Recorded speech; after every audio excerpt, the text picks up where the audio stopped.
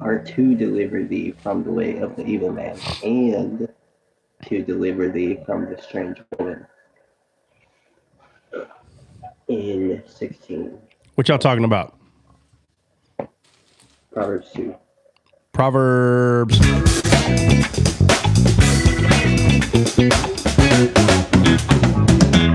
That Proverbs right there? That Proverbs? Yeah. Morning, Troy. Morning. All right. Oh, Himalaya's here. Himalaya's here. Yeah, she brought all of her. She brought all of her material for us. Oh man, she brought her whole life. She brought her whole life today. Yes. Troy Davis became a member on YouTube. Troy Davis, appreciate it. Appreciate it.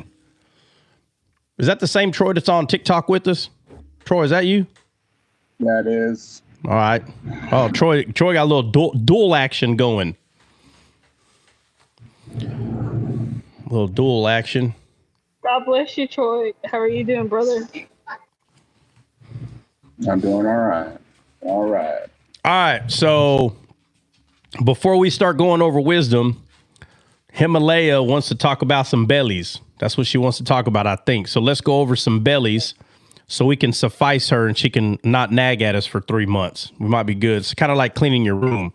You know, when mama says to clean the room, you purposely don't clean it right away. Because if you clean it right away, she's going to complain about something else. So you just wait. Just let her get a little upset. And then she's going to tell you, what did I say about cleaning a room? You got to be smart about this now, guys. Okay. If you're married, hear me out. If a woman is mad at you because you always leave the cabinet doors open in the house, you better not allow her to figure out something else wrong that you do. Just kind of keep doing that. And that's her focus. But you start cleaning that up, it's going to be something else. And before you know it, she done trained you to do 1,000 things. You're going to want to sleep on the top of that roof at the corner. All right. You got to play this. Look, a woman's going to nag and there ain't nothing you can do about it. There ain't nothing you can do about it. You just have to figure out, how do I get her to nag just about certain things? Well, you keep it nagging. You keep it naggable. How about that? That's what I do. Keep it naggable because they're going to nag. I would rather, the significant other, I would rather the nagging be on cabinets for 2 years, 5 years, than me clean my act up and then now there's 14 other things they nag about. Nah, bro. Nah. Y'all ever seen the show I Love Lucy? My act. Anybody ever seen that? Yes. I Love Lucy. Yes, all right. Okay, yeah, so if you pay attention to Fred and what's his wife's name? Isn't it Ricardo? No, not Lucy and Ricky. No, the people that own the apartment that they live in. The white couple. It's Fred and Ethel. That's her name, Ethel. Somebody put it on on YouTube. Appreciate it.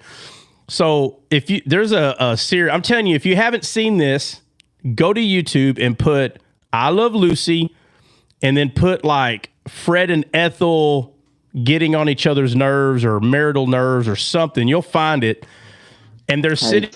Yeah, hold on a second. Let me finish my thought. Hold on, let me finish my thought, bro, real quick. So in this particular episode, Ethel, first of all, when you're married, right, there's pet peeves that you're going to have about this person. And I've seen people get divorced. All that's going to happen is you're going to marry somebody else and you're not going to like pet peeves. You're going to have pet peeves, man. There's going to be something about the person you're not going to like. And the problem is you. You're the problem. It ain't them. In this case, they're in the room and I think they're waiting on Lucy to give birth. I can't remember what the issue was, but he's shaking his keys in his pocket. They're just sitting there. It's quiet. And he's just shaking his keys. And she looks at him with a look of, you're getting on my nerves. Now, the audience and all of us can see that Ethel is like, dude, stop shaking your dang keys in your pocket. Well, she starts making her little tea and she puts a little spoon in, or it might be coffee. She might have put creamer in her. I don't remember. but it's like ding ding ding ding ding. She's trying to stir up her coffee, but it's annoying as heck. Her little spoon ding ding ding ding, and so he starts shaking his keys even louder. She starts making that spoon knock against that little cup louder, and they're both getting on each other's nerves. Look, get on somebody's nerves, they're going to get on your nerves. But when it comes to a woman, I'm telling you right now, if you correct everything she tells you to do, she's just going to give you something new to correct, bro. So keep certain things naggable, okay? Don't correct all the nagging things. I'm telling you, it doesn't make it better. I'm telling you, it just makes it worse. It'd be better for her to come inside. Let me tell you something. If she ever stops nagging at you, you done messed up, Bubba. I'm not gonna be able to pinpoint what you did. And it may be her. She may just got a wild hair on her butt and just took off and just, became Britney Spears, shaved all of her hair off. I mean, I'm telling you, girls get more wild than a guy sometimes. A guy just will go buy like a very expensive car or like a yacht, put everybody in debt. That'd be, crazy, but it'd be like one big action. Let girls get carried away. They do 42 things in 5 days. You can't keep up with every little new thing they've done. Totally became a different person in a matter of hours, But the whole point of all this is Himalaya has been nagging me about going over this. So everybody's going to be real quiet and we're going to go over it today. I'm so sorry, brother. The point I was going to make was King of Queens would have been a better thing. King of Queens. Because people relate to that. Everybody's seen that show. King of Queens. Yeah, I've seen that one too. No, it's perfect. No, it's perfect. Yeah, that's a perfect analogy. Well, right there. Yeah, but here's the thing, though. They're both good, but you're right. More people may be more familiar. Oh, excuse me. They may be more familiar with King of Queens, but I'm telling you, I Love Lucy. It's just as good. They're both. Matter of fact, King of Queens takes things from I Love Lucy. So let's not get it twisted. Either way, but if y'all know who Kings and Queens are, the show Kings of Queens, about Paul Blart, the mall cop, Paul Blart. He's the guy in the show. And what's up with that chick, bro? I don't ever see her. I don't see her in anything else. Is that all she did? Was that show? Doug Heffernan. Doug Heffernan, bro. Yeah, yeah. She made a couple of movies. Yeah. Kevin James. Yeah, Kevin James. Yeah. All right. So let's go over it. Okay. So Himalaya, what exactly do you want to go over?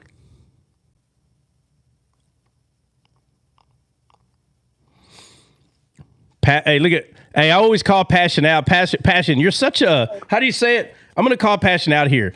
Passion, you're such a. I'm going to say this in the nicest way. You're such a intellectually dishonest person, bro.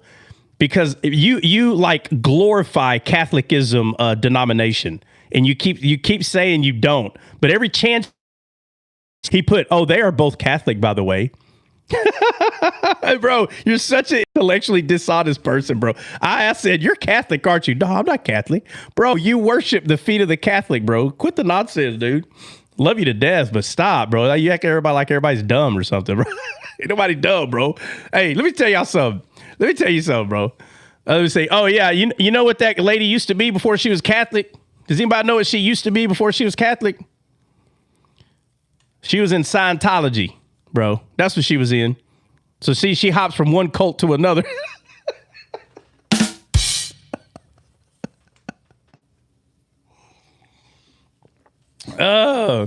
Passion, after Catholicism, the Catholic denomination, you're going to become a Scientologist, bro. I want to see photos. I want to hear about it.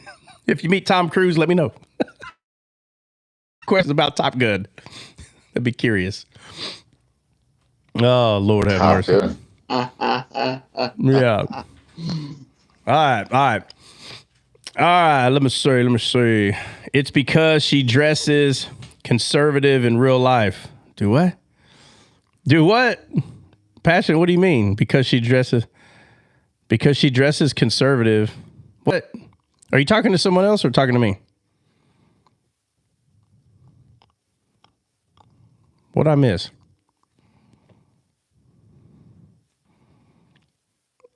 What do you mean she dresses conservative? What are you talking? I'm lost. What do you mean, bro?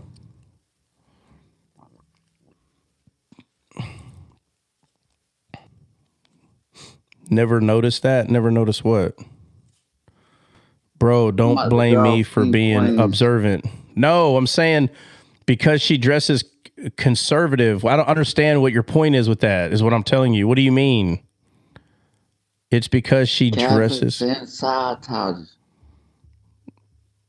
No, I'm saying I don't know what he means by that. I don't get your point saying that she dresses conservative.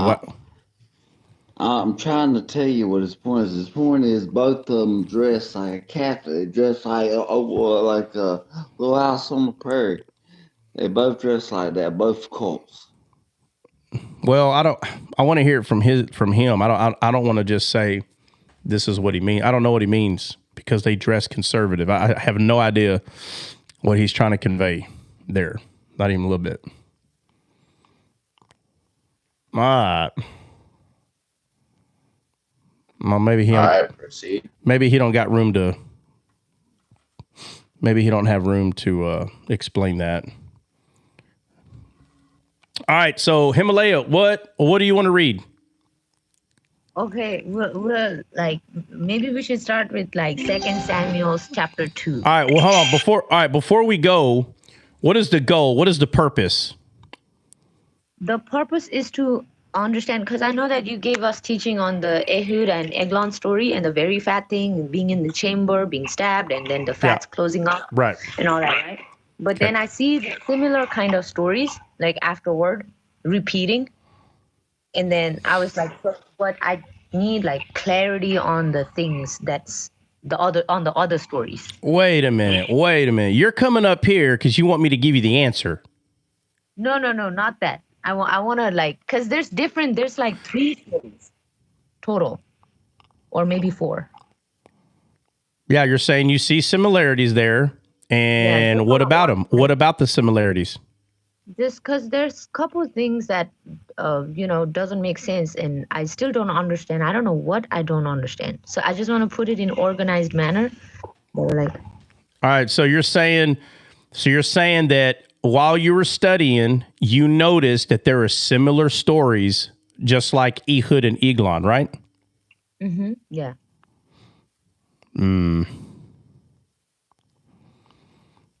Oh, I got to make this comment. Passion.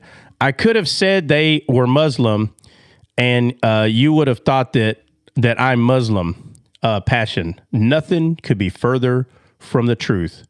You, again, are being so intellectual. You really think that everybody's dumb. Bro, listen to me very clearly. Listen very clearly. I have called you out for being a denomination of the Catholics for a long time. I have never one time thought you were anything else. No, sir. It was the Catholics, sir. It's the Catholic. Let's stop trying to make it sound like that I'm just guessing and picking. No. You take up for the denomination of the Catholics more than you take up for your own mother. Let's get off the gas here, okay? Let's get off the gas, bro. I never hear you taking up. Y'all dumb if you think I'm Catholic. Oh, no, we ain't dumb, bro. We ain't dumb. You follow the Catholic ways. How about this? You're Catholic and you don't know it then. How about that? How about that, bro? Like 80% of the stuff, like the way your viewpoint is, bro, it's Catholic stuff, bro. Right? Mary, everything about Mary being the ark, all that, bro. That's all Catholic, bro. Period. It's all Catholic. That's where you got that from, dude. No offense, though. No offense. We love you, man. We love you. You know, first of all, if you think I'm saying if you're Catholic, you're going to HE double hockey sticks, you're wrong. That's not what I'm saying. I'm just saying, rejoice and be glad at whatever you believe in, man. Show me where I said she's Catholic roots. Yeah. Okay. You didn't say she's the ark. Okay. I don't remember what it was. It was a couple of things you said about Mary, bro. So if she wasn't the ark, what was it? How about this? Instead of acting like you don't know what I'm talking about, bro, why don't you just put on there the conversation we had? What was it that you said about Mary that I was like, what? Absolutely not. What was it? If it wasn't the ark, what was it? Now you're trying to act like you don't know, bro. Just put in there. What was it that you were saying about Mary where I was disagreeing? We'll just make it simple. I just said the ark because I don't remember what it was. Well, what was it though?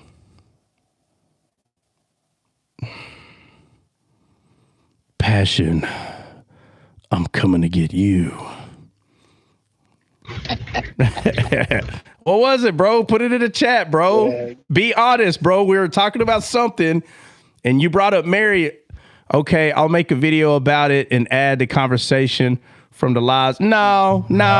Say it right here, bro. Say it right here. What was it that you were claiming? Bro, why are you scared to admit it now, bro? What was it that you were saying about Mary, dude? Because it was something like that. She was either the ark or she's something. Bro, no matter what it was, bro.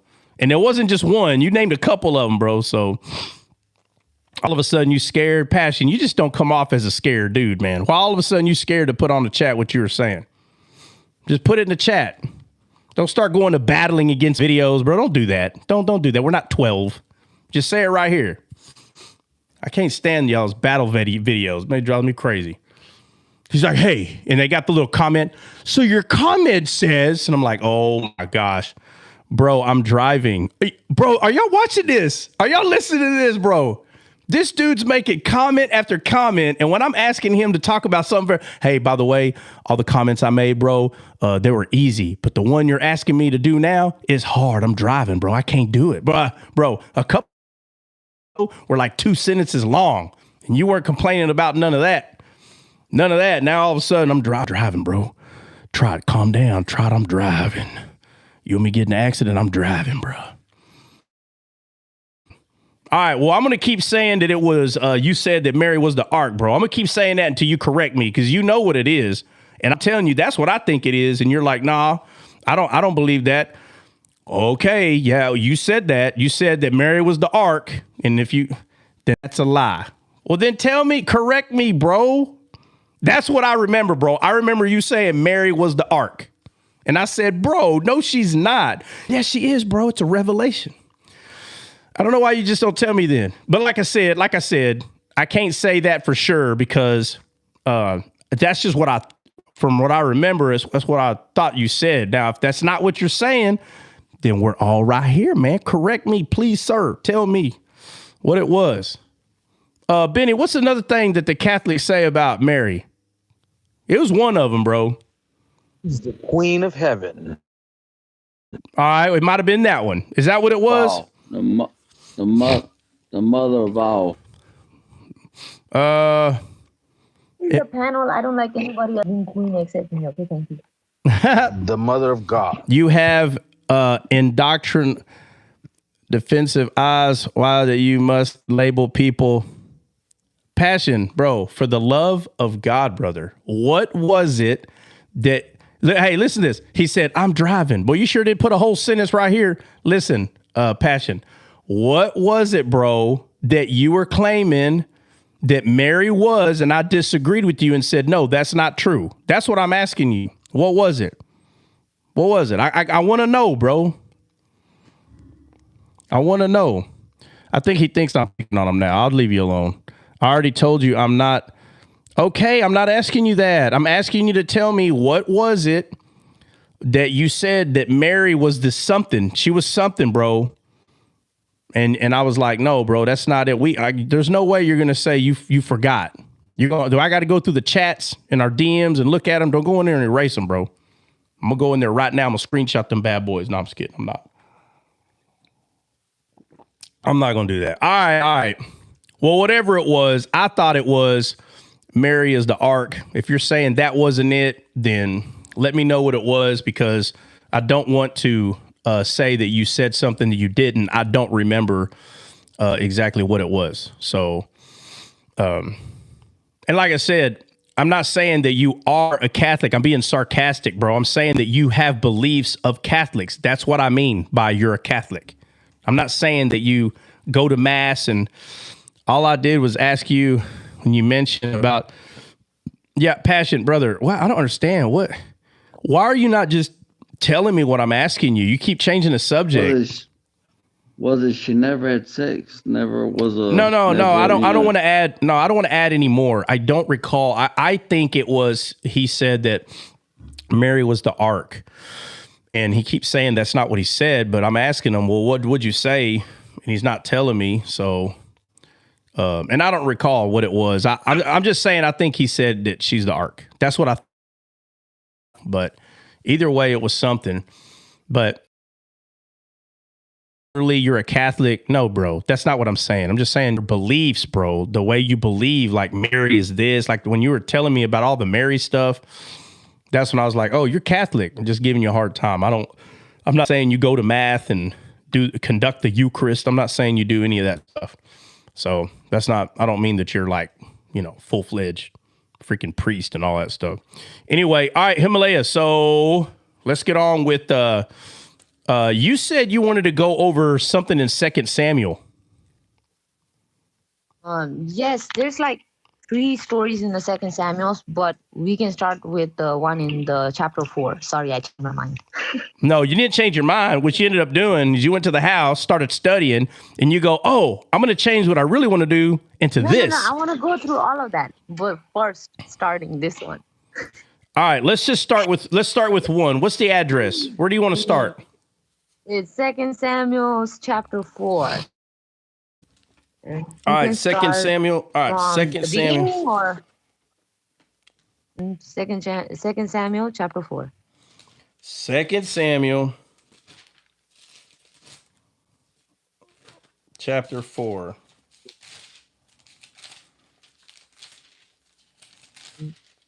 All right. Do you want me to read the whole story? Hold on. Is this the one? What was the one that we were going to read, bro? I don't remember it being chapter 4. Oh, the one we were going to read was chapter 2. Okay. All right. Okay, hold on a second. Why are we changing what we're doing all of a sudden? Because they both get stabbed. Oh, my Lord. All right. Let's do this. All right. Here we go. Trot wouldn't give me answers when I asked him. What is she asking me?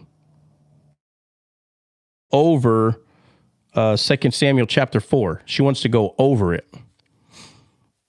Kelly, you're more than welcome to come up here, ma'am, and we can go all the way through there, whatever it is. I'm saying that a lot of times through DMs, it can end up being a waste of time. That's why I said you can come up, and I say this to everybody, you can come up and ask, that way everybody's edified. But to sit there and go over something just in the DMs, it's not as edifying. It's better to discuss it, talk about it, than text. And then also, if you think that I'm going to let Himalaya off the hook, she's the one that brought this up. She better have some answers. All right.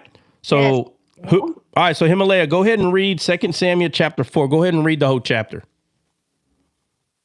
Okay, you mean chapter 4, right? Okay. Yeah, second Samuel chapter 4, yeah. Okay. When Ishbosheth, Saul's son, heard that Abner had died at Hebron, his courage failed, and all Israel was dismayed. Now Saul's son had 2 men who were captains of raiding bands. The name of the one was Baanah, and the name of the other was Rechab, sons of Rimon, a man of Benjamin from Beeroth. For Beeroth also is counted Benjamin. The Beerothites fled to the Gittaim and have sojourners there to this day. That was just a side note on my Bible. Anyway, Jonathan, the son of Saul, had a son who was crippled in his feet. He was 5 years old when the news about Saul and Jonathan came from Jezreel, and his nurse took him up and fled. And as she fled in her haste... Hey, hold on. Himalaya, what in the heck are you reading, bro? What are you reading? That's chapter 4. No. What translation are you reading, bro? You sound like you're reading 2024 Joe Biden translation. Huh? It's ESV. No, it's absolutely ESV. not. No. Go get a new King James or a King James, bro. Okay. The words that you're saying are so different. I just got through reading about Barney 5. Like, the story's completely different. Oh, Lord have mercy, bro. What y'all know about that Barney 5? Hold on, can you get that? I got it. I mean, you come to this panel, woman, Dissecting the panel. You know what? You know what? The guys are going to nag now. How about that? I rebuke ESV in the name of Jesus. No, you don't have to rebuke it, but God Almighty, like we're reading. Everybody's in King James. Everybody's speaking in different dialects. I was gonna say, that's why I didn't read yesterday. Hey. Before you go any further, get more peeps on YouTube, and it's Mike Garcia's birthday. Mike, all right. Mike turning big 28 today. Okay, Mike. Mike turning that big 28. Let's not talk about big or fat, lame in the feet and all that, okay? Because I'm like really, really wanting to know this. But okay. Don't talk. Wait. Hold on. What? Don't talk about big and fat, lame in the feet. What? Yeah, because in the Eglon story, Eglon is very, very fat. And in this Ishbosheth story, Ishbosheth was crippled in his feet. So some kind of physical problem there. Oh, Lord. Is that the real reason you wanted to go through this? Yeah, that's what's really going. That's what's really going on. That's what's really going on. Because the stabbings, and I just want more. I don't need it. All right. Come on, let's go. All right, we're gonna start. Hey, you're gonna start at 4. So we're at 2 Samuel 4:4. Okay. So the people sent to Shiloh that they might bring from thence the ark of the covenant. Wait a minute. 2 Samuel chapter 4. Okay. Verse 4. Where are you at? I got it now. And Jonathan, Saul's son, had a son that was lame of his feet. He was 5 years old when the tidings came of Saul and Jonathan out of Jezreel. And his nurse took him up and fled. And it came to pass, as she made haste to flee, that he fell and became lame. And his name was Mephibosheth.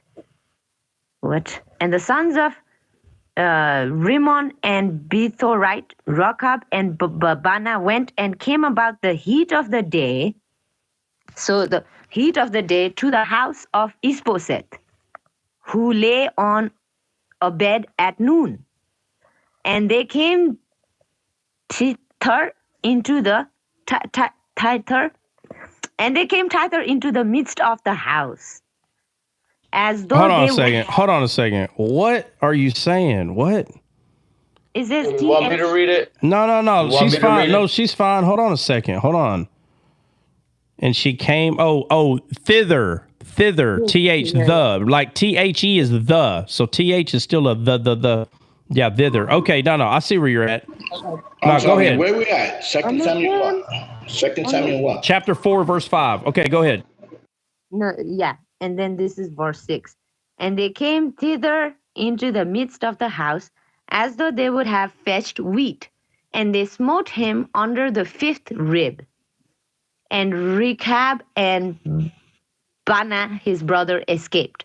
For when they came into the house, he lay on his bed, in his bed chamber, and they smote him, and slew him, and beheaded him, and took his head, and gat them away through the plain all night. All right, so let me ask you, who is this? What's the name of the person that's laying in the bed in his chamber? Who is this? Ishbosheth. Okay, so let's go look at. Yeah. Now, okay, so listen. All right, this is what that's what I got to ask you before we move forward. I need you to explain to everybody here who this person is. Who is this? And you can call a friend. Yeah. Oh. The grandson of Saul. Okay, so you're saying this? Can y'all concur with that? That the person that they're referring to here, this is Saul's grandson? Surviving son of Saul. Okay, so somebody. Jonathan's son. All right, so where's the verse that say this is Jonathan's son? Where's that verse at? Verse 4, right? I don't know. Jonathan, Saul's son, had a son that was lame of his feet. Mm-hmm. And Jonathan, Saul's son, had a son that was lame of his feet. What's his name? Where does it say his name? At the end? Yeah, that's what I'm so confused. It says, and his name was Mephibosheth. Okay, so what? Listen to my question. Listen to my question. It says in verse 7, for when they came into the house, he lay on his bed in his bed chamber. Who's laying here? Prove it. That's Ishbosheth, right? Okay, is it the same person that you're saying? Yeah, I think so because Ishbosheth got crowned the king, right? That was the king that got crowned. He laid. All right, look. In verse 4. What No, did they're they two say? different people. Okay, So, right. Thank you. Mephibosheth is Jonathan's son. Ishbosheth is Saul's son. Yeah, sorry. I correct myself because Mephibosheth had mercy from David later on. And All right. Ishbosheth means man of shame. Mephibosheth means dispeller of shame. Yeah. Right. Yeah, sorry. And it's because of Bosheth. So they both have Bosheth. One is a me, and the other one, what's the first three letters? Ish. Okay, so I always ask people, hey, who's who here? And people are like, oh, well, and you're talking about the wrong, not you, but you can easily talk about the wrong person because of their last name, Bosheth, right? It sounds like it's talking about the same person. All right, so it says 4, and Jonathan, Saul's son, okay, had a son. So Jonathan's son is Mephibosheth, the me. And then we get down here, and Saul has a son. And what's Saul's son's name?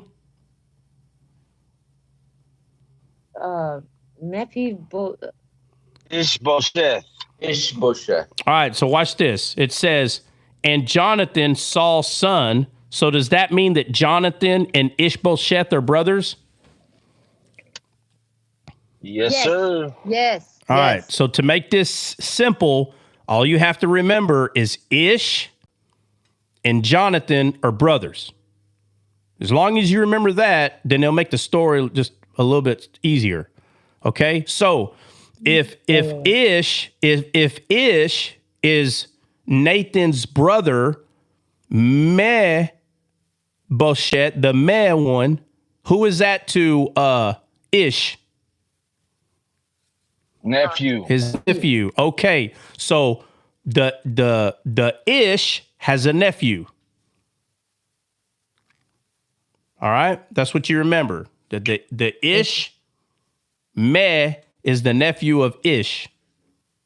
As long as you can remember that, then you won't be confused, because they're using a lot of names here and everybody's kin to everybody, but they ain't giving it to us the way that we would do it. We wouldn't be using all these names and saying him or the brother of so. We wouldn't say that.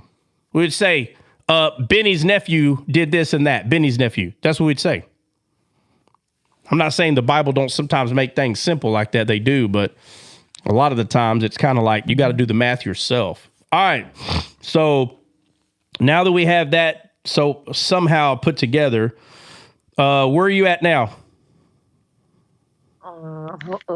Now, oh my God. 7. 7, yeah.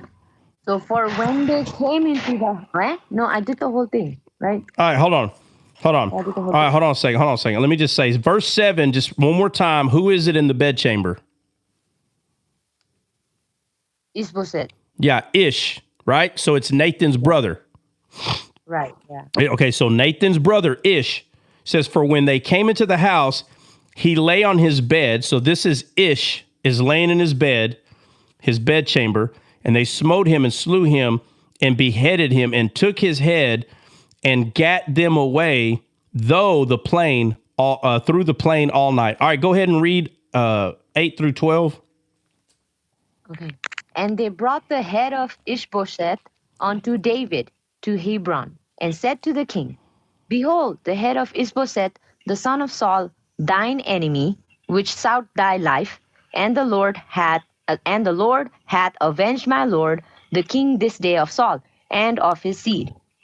And David answered Rechab and Baanah his brother, the sons of Rimmon the Betharite, and said unto them, as the Lord liveth, who hath redeemed my soul out of all adversity, When one told me, saying, Behold, Saul is dead, thinking to have brought good tidings, I took hold of him and slew him in Ziklag, who thought that I would have given him a reward for his tidings. How much more, when wicked men have slain a righteous person in his own house upon his bed, shall I not therefore now require his blood of your hand, and take you away from the earth? And David commanded his young men, and they slew them, and cut off their hands and their feet, and hanged them up over the pool in Hebron. They took the head of Ishbosheth and buried it in the sepulchre of Abner in Hebron. All right, so let's look at the where the head is buried. So it says, but they took the head of Ishbosheth and buried it in the sepulchre of Abner in Hebron. So let's look up the name Abner and the word Hebron. Let's look up those two words. Abner H74. My father is a lamp. That's what Abner is. Okay, so my father is a lamp. So it says they buried it in my father is a lamp, or of my father is a lamp in Hebron. What does Hebron mean? Seat of association. Seat of association. Right. Yeah. So what's crazy about this? What's crazy about this is, how did Saul become unalived?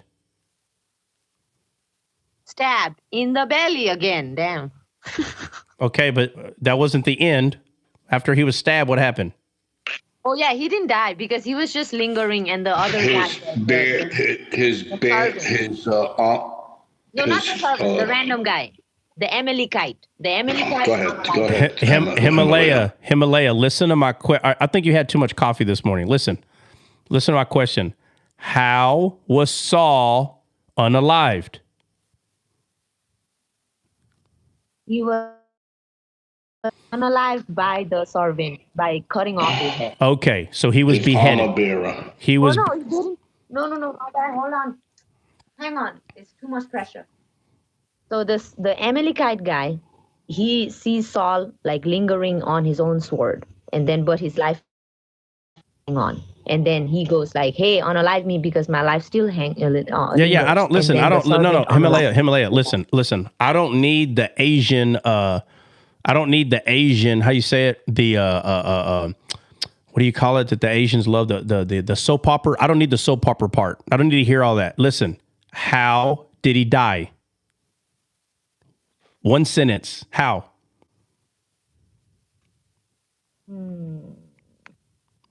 So you don't remember? Well, you got to go back and read it. No, I know his head got cut off. I just don't know if the Philistines cut it off. Okay. Okay. Look, because you don't know, we have to go. Let's go read it. We don't sit here and just guess 45 times. We're not going to learn nothing. Let's go read it. Okay. Somebody pull it up real quick. 1 Samuel 31. All right, read it.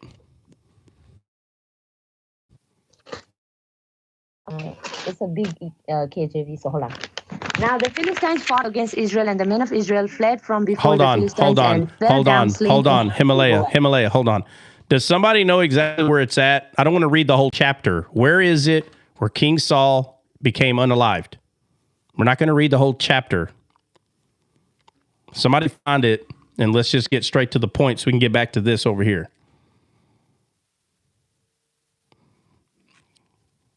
Nobody? So Himalaya. Try 1 Samuel 31. Hold on. 9 and 10. All right, 9 and 10. Himalaya, go read 9 and 10. Go read 9 and 10, Himalaya.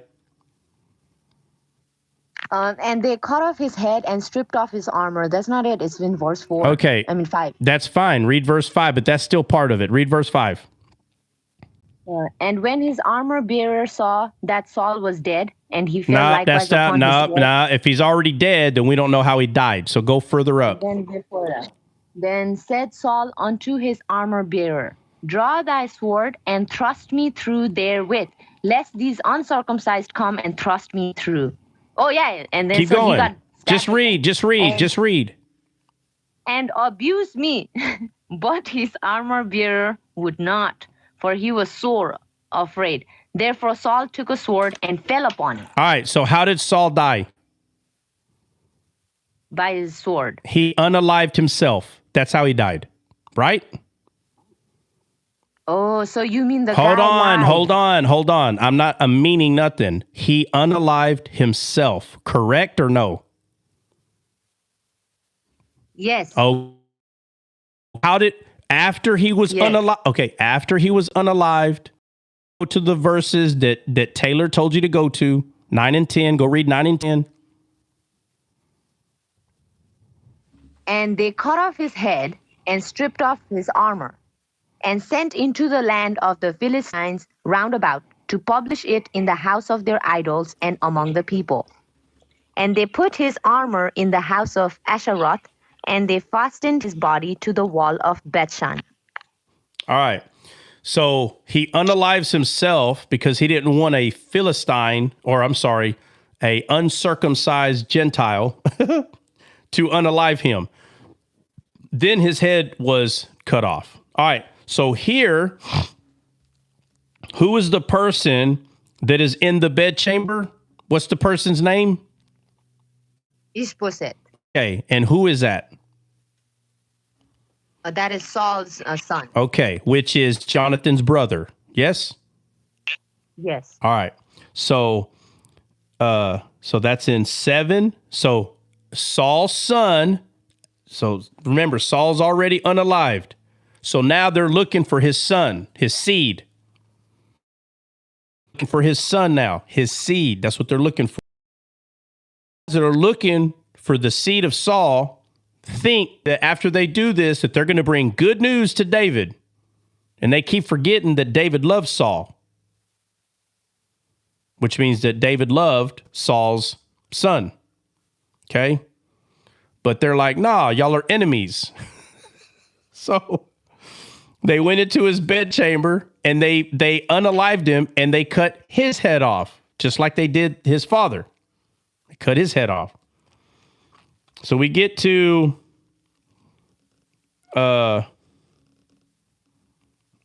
his seed and okay, so this is David. This is after they gave the news.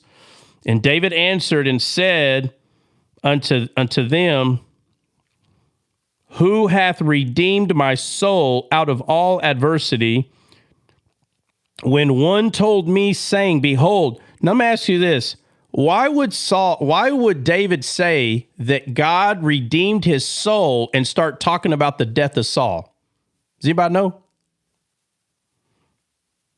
You have to pick up on this. It's hilarious, dude. It really is. The way God writes this stuff. He says, he says, and said unto them, as the Lord liveth, who hath redeemed my soul out of all adversity, when one told me, saying, behold, Saul is dead, thinking to have brought good tidings.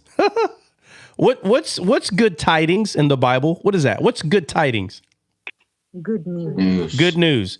So good. It's the good news. That's what good tidings is. It's referring to the gospel, the good news. But David, being a heart after God, doesn't see it good news that you just unalive the king. He don't see it as good news because all he sees is the law. That's all he sees now. That's not the good news. So he says, he praises the fact that God redeemed him. Right after he says that, he says, where am I at? When one told me, saying, behold, Saul is dead, thinking to have brought good tidings, I took hold of him and slew him. And if you don't pay attention to what David is saying, bro, I'm saying if you're not seeing the gospel in this together, if you don't see all this together, you're missing a huge point. It's not, even though the black letters in the white page is very clear, it's so clear. He's like, oh, yeah? Oh, you unalive the king? Come here, I'm going to unalive you. Yeah, okay, that's simple. So let's go look up Ziklag. I think my next dog, I'm gonna name my next dog Ziklag. Come, Ziklag. Ziklag means winding. It means what? Winding. Winding? Yes, sir. I don't remember it being that. Winding. What's the number to this thing?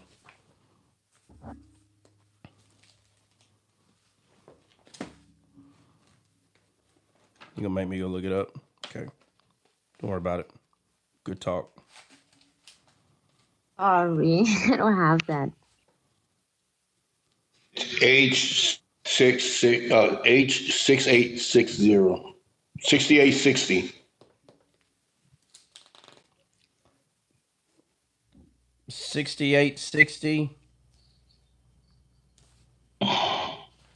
6860.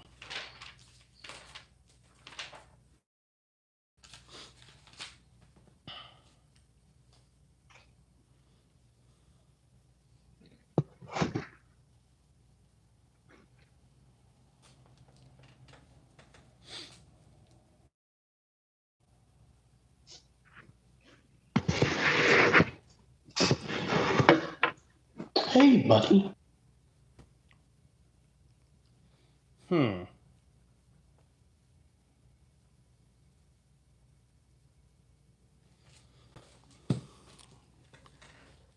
I must have used something else. I don't remember it meaning that. It's all right. We'll get to that in a minute. Let's see. I took a hold of him and slew him in Ziklag. Let me see. Yeah, slew him in Ziklag, who thought that I would have given him a reward for his tidings. How much more when wicked men... Now watch this. David's calling these men wicked for unaliving the son of Saul. Y'all see that, right? We need some more on YouTube. Yeah. Guys, I know y'all probably getting sick and tired of me saying this. But if you're able to go to YouTube Live at Descaled Live on our YouTube channel, get off of TikTok, or if you have an extra device, you can do both. That's fine. But we definitely need some more people on YouTube. Now, I have noticed that we have a handful of people that they only show up on YouTube. They don't even come on TikTok. But if those numbers ever get like to the point where, there's a lot, then we'll move some over to TikTok. But until then, it's going to be the other way. So, and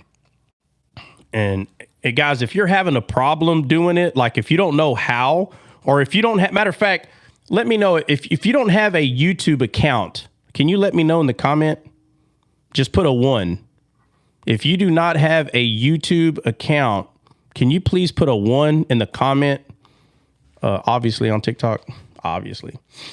If you don't have a YouTube account, because that I don't know. There may be somebody put a 1 in YouTube. Oh, thank you. You don't have a YouTube account, huh? But yet you're on YouTube. I'm talking about on TikTok. So, okay, so most of everybody has a YouTube account. I have one, but internet not working right now. Yeah. Let me see.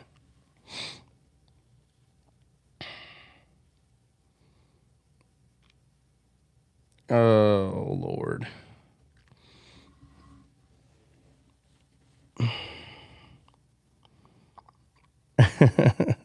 Lloyd said, what's YouTube? It's a tube that's yours. When I'm working, YouTube shuts down. When I close. No, guys, it's cool. You don't have to explain why you're not on there. Don't worry about it. Just if you're able to, that's great. And then stay on there. Like, there's some people that go on there for like 5 minutes and they come back to TikTok. Like, I need you to stay on the YouTuber. All right. So where are we at? The Ziklag. But, so sorry. Quick question on that, right? The Saul dying. So later on that the Amalekite guy, he says this in 2 Samuel chapter 1. All right, hold on. Let me finish this before you go there, okay? Let me finish this. All right, so he says, okay, so he's like, hey, just so you know, you pulled my card. What card? Your man card? So just so you know, David is like, hey, just so you know, guys, the ones that brought me the tidings that pretty good for them. And now you're going to sit here and tell me that you went and unalived his son. And then right after that, he's like, how much more when wicked men have slain a righteous person? He just called Saul's son righteous. And he called them wicked. He said, you slain a righteous person in his own house upon his bed? Question mark. Shall I not therefore now require his blood on your hand and take you away from the earth? And David commanded his young men, and they slew them, and hands and their feet, and hanged them up over the pool of Hebron. But they took the head of Ishbosheth and buried it in the sepulchre of Abner in Hebron. Why did they off their hands and their feet? Anybody know? I've been over this several times. Work-based salvation.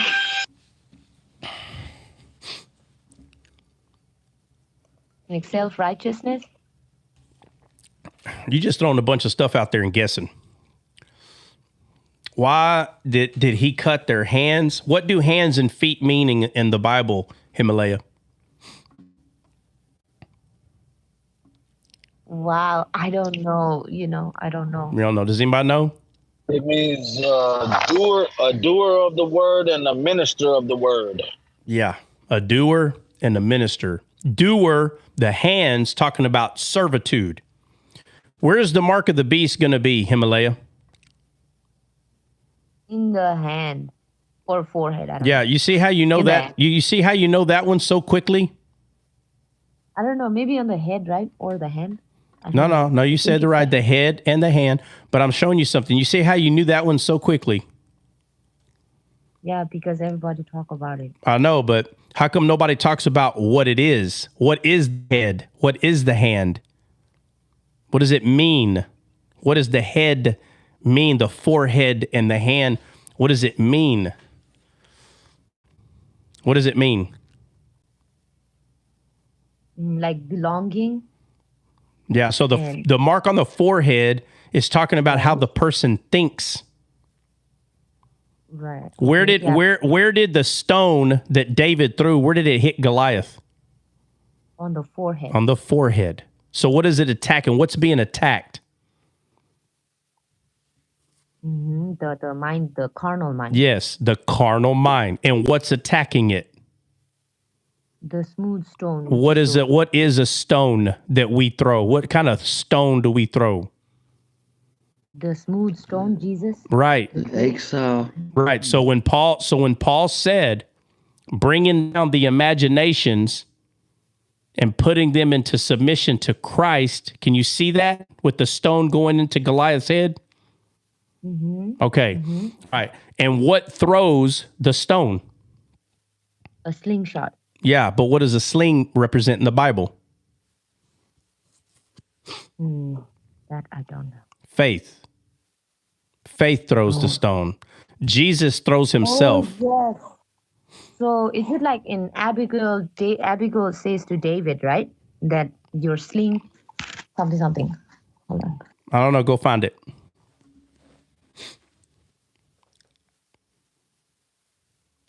Five stones to him left. Five stones. David and Abigail story. Okay, I found it right here. All right. So she says, let my, where's the stone part? So, okay, yeah, right here, verse 29. All right, hold on. Don't read it too fast. Slow down. Okay. If men rise up to, KJV, right? You want KJV? KJV or New KJV? I don't need the ABC or the TRE or the XYZ. Okay, so 25, 29, right here. Okay, yet a man is risen to pursue thee and to seek thy soul. But the soul of my Lord shall be bound in the bundle of life with the Lord, thy God, and the souls of thine enemies. Them shall he sling out as out of the middle of a sling. Yep. The whole Bible The whole Bible tells us this, but nobody pays attention. But the whole Bible tells us this. All these little things that's like what you just read, they're here a little, there a little. But because people are trying to just understand the context of the story, they're not able to put it with the other parts of the Bible because they're only focused on just the context right in front of their face. They keep forgetting that God wrote this. God wrote this. So, all right. When I read that, brother, I was like, wow, because it says, like, it says, thy soul, but the soul of my Lord shall be bound in the bundle of life with the Lord thy God, and the souls of thy enemies then shall he sling out. So beautiful. Yeah. All right, let's see.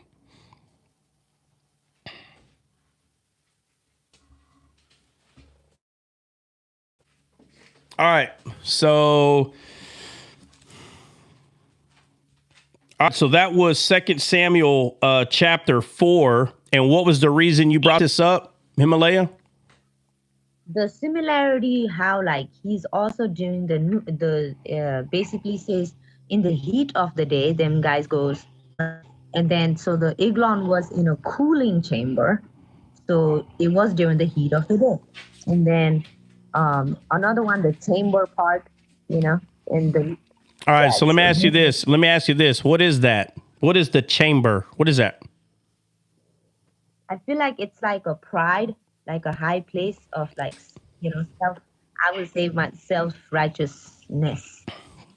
Yeah. So a chamber, right? So like, okay. So it says, let me read it the way right here. It says, for when they came into the house, he lay on his bed in his bed chamber, and they smote and slew him. So this is talking about like the secret place. That's what it's referring to, like the upper room, the upper chamber, the bed chamber. The whole Bible talks about this. So let's go to the story of Eglon real quick. Okay, that's in Judges. It's in Judges. Hey, Troy, can I mention something? Like you always talk about how the Bible is parables, and it don't have to say parables. So the parable of the heat of the day and the cool of the day. So what's the opposite of the heat of the day? It's the cool of the day, right?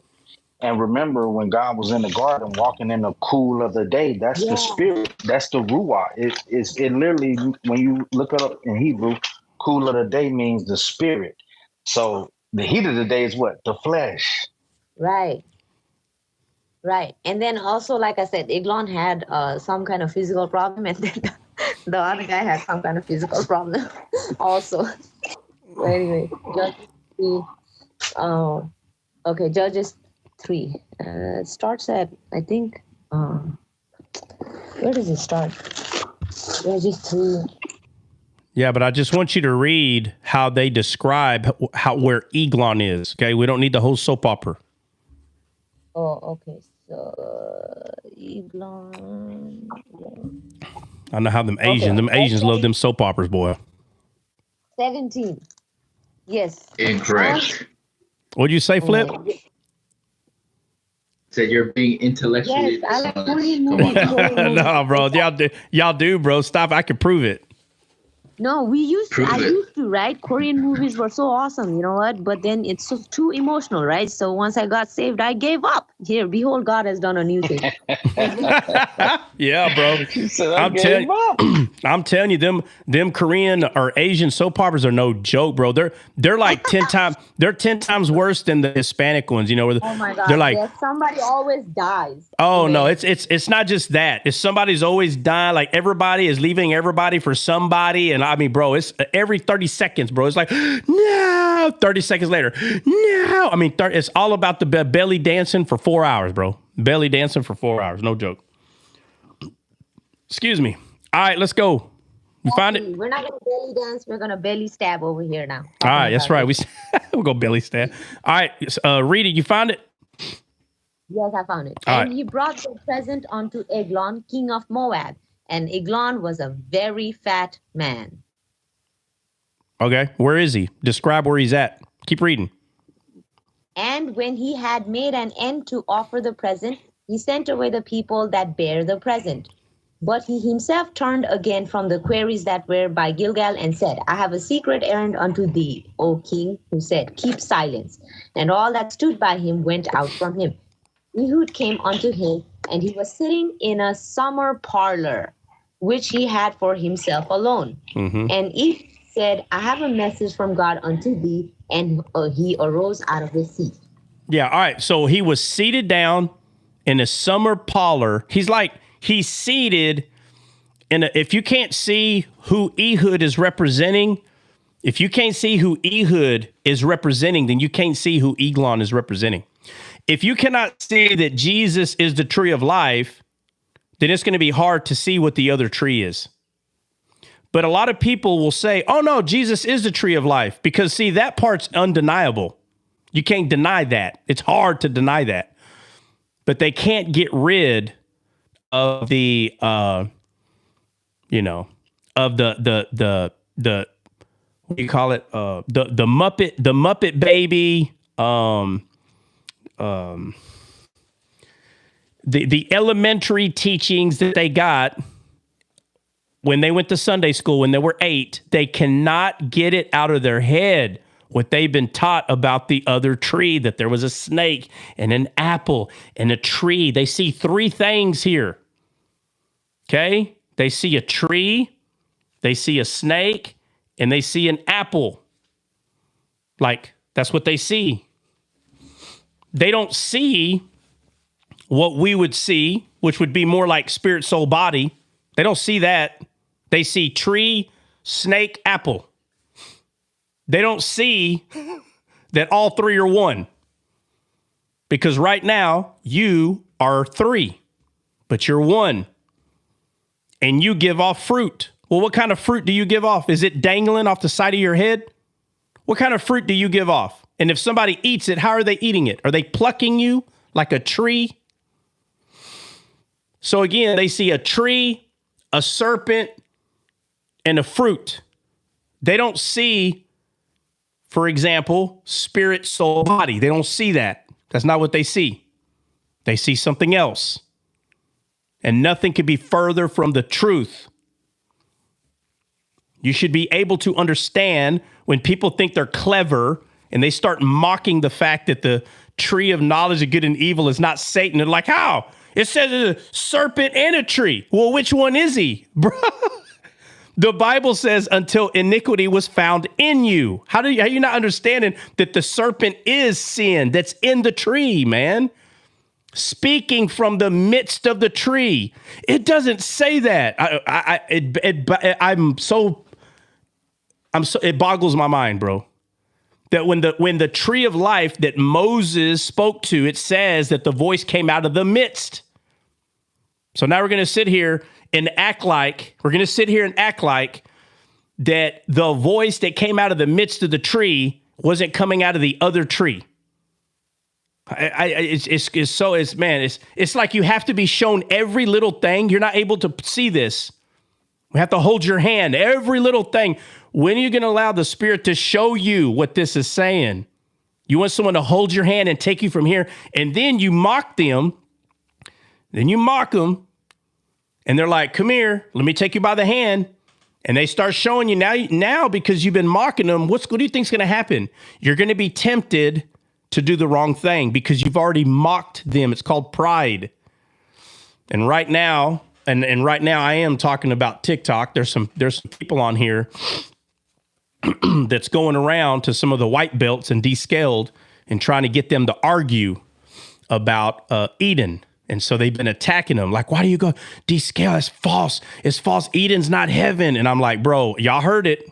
Y'all heard it. They look what they admitted. They admit they don't see it. See, before they weren't saying nothing, but now they're admitting it. They're saying it out loud. And it's just a matter of time that they're going to see it. This is what happens. As soon as God starts getting persecuted and hated, it's literally in a very short period of time, within a year, 3 years. What it's saying is that person is being, there's an unction inside that person that they're either going to attack what they're, and now remember, these are Christians. These people are Christians. They're saved, bro. I don't care what anybody says. I know they are. They're saved. But they're doing the exact same thing that Saul of Tarsus did. What you're saying is heresy. It's a lie. And it's like, no, brother, you're being refined. You are being put in the fire. God is putting you through the fire, my friend. He is testing you. You're being tested. So the knowledge that you're claiming you have, you need to go a little bit further.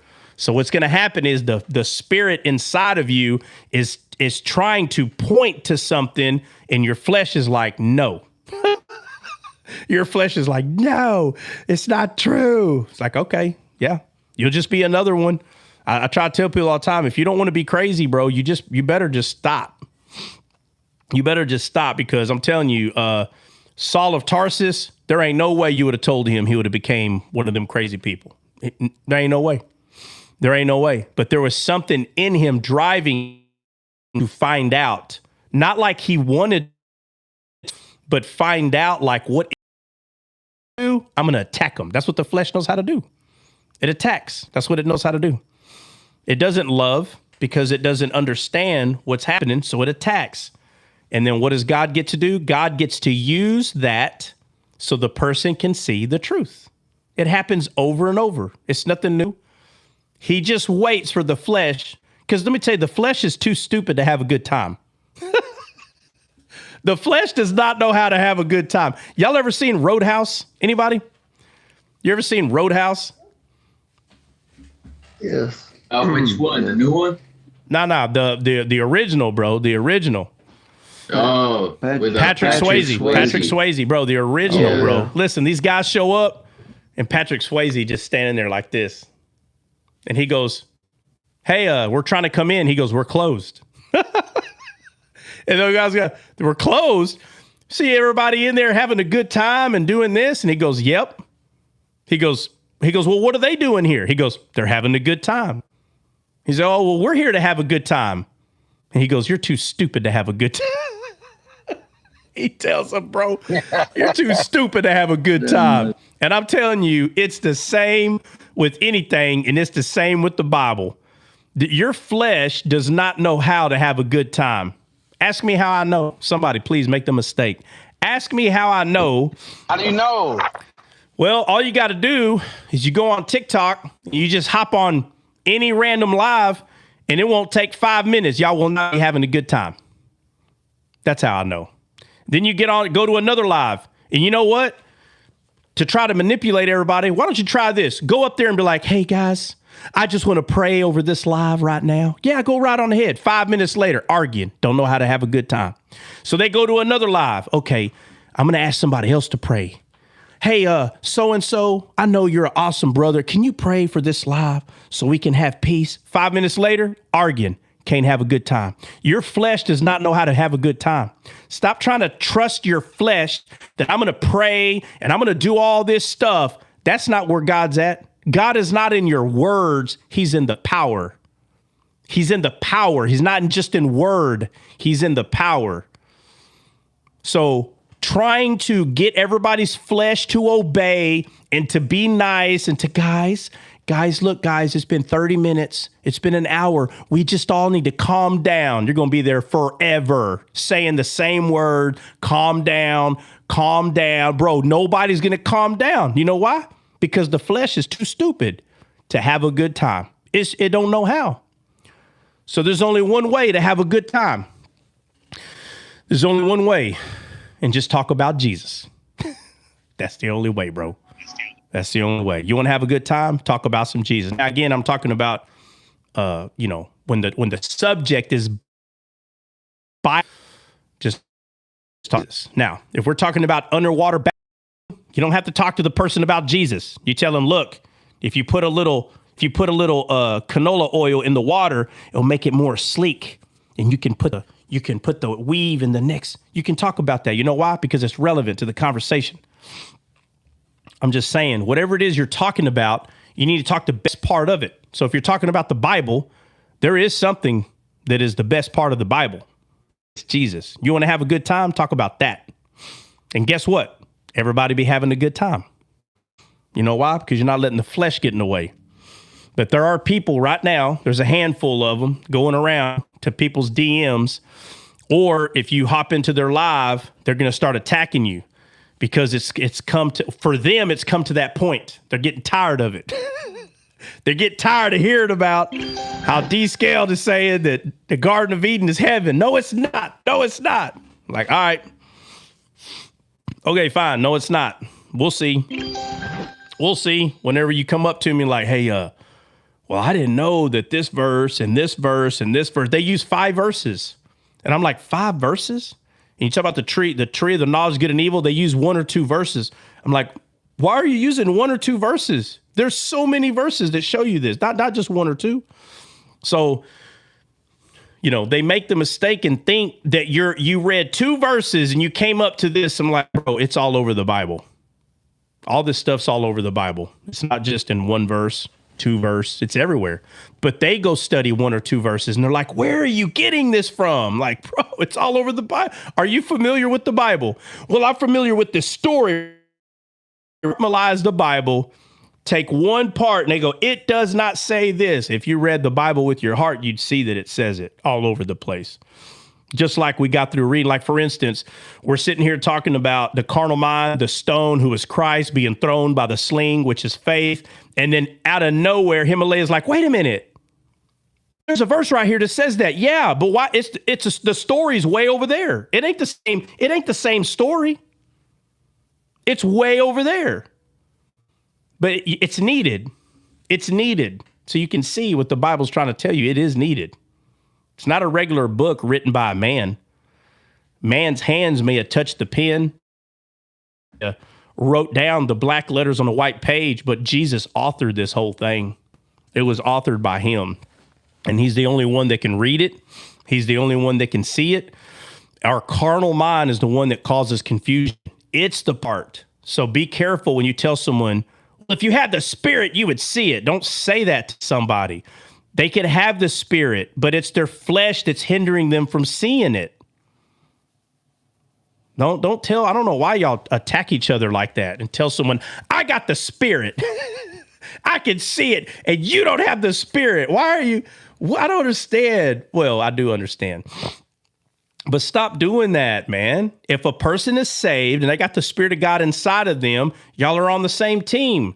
Just because you're smarter or you know more doesn't give you the right to tell someone that, you know, that they're not saved and you're lying. You don't have the Spirit. Like, this banana is, you know, you're not going to get to heaven. And because you're smarter, somehow God's going to give you a better high five. I mean, you know, when Paul talks about, you know, having a bigger crown or, you know, when he's talking about those rewards, you know, that those are not to boast. It's not about boasting.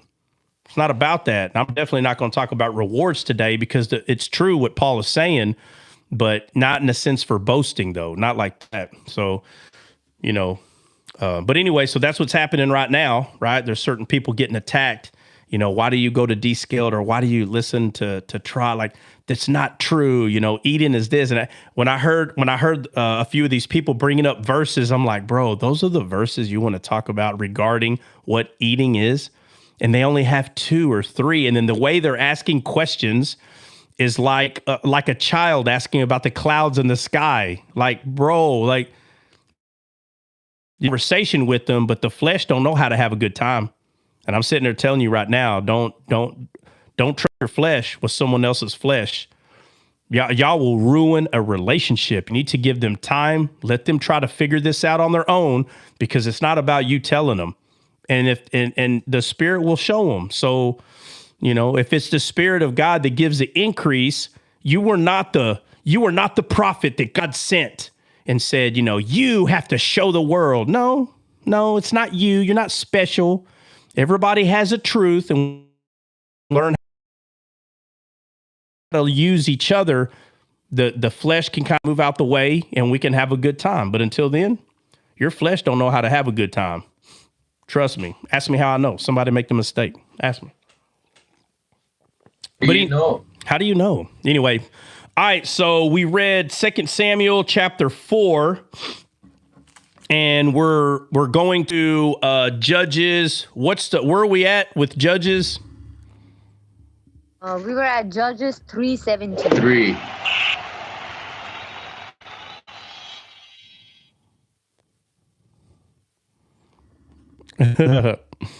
What's up, brother? What was that? Let's see. What'd you say, Jessica Newberry? That's new. I've never heard anyone say. Try don't know what he's talking about. Oh, you? Yeah. I was saying that's new news. I've never heard of anybody try to make somebody say that doesn't know what he's talking about. Yeah, but if you pay attention, I always tell people, keep your receipts. Just keep them, because it's just a matter of time. You'll have these people say, he don't know what he's talking about. He don't know. And then they fall off. I don't even know where half of them went now. So there'll be new ones. If you pay attention, it will be a new person. Or if it's someone that's old, all of a sudden they stop doing it. They stop doing it. They're like, oh, crap. They see something. I'm not going to call anybody out, but they stop doing it. And I've caught a bunch of people literally repeating word for word things that I've said. And they said, you don't know what you're talking about. And there's dozens. I could give you a list, but it'd be very rude. I'm not going to do that. But not only do they see it, they stop talking trash because they said, oh, man, I was wrong. They put their foot in their mouth. And it's just always someone new. It's never the same person for years. It's always someone new. So right now, it's another new little group. They're making the mistake. Yeah. And they're just going to be the next group that sees it. And you have to understand, God is the one that presses. It's him presses. But he presses because they're saved. That's why he's pressing. They're saved. You got to understand that we're not enemies. Don't allow the flesh to mock what God is doing to make you think that these two flesh people are enemies. You become a fool yourself at that moment. So if there's someone that you hear talk bad about me or someone else, what part of you is recognizing a fight? Is it your flesh? Or is it your spirit? The Bible says that we wrestle not against flesh and blood. When it says that we wrestle not against flesh and blood, what is the we?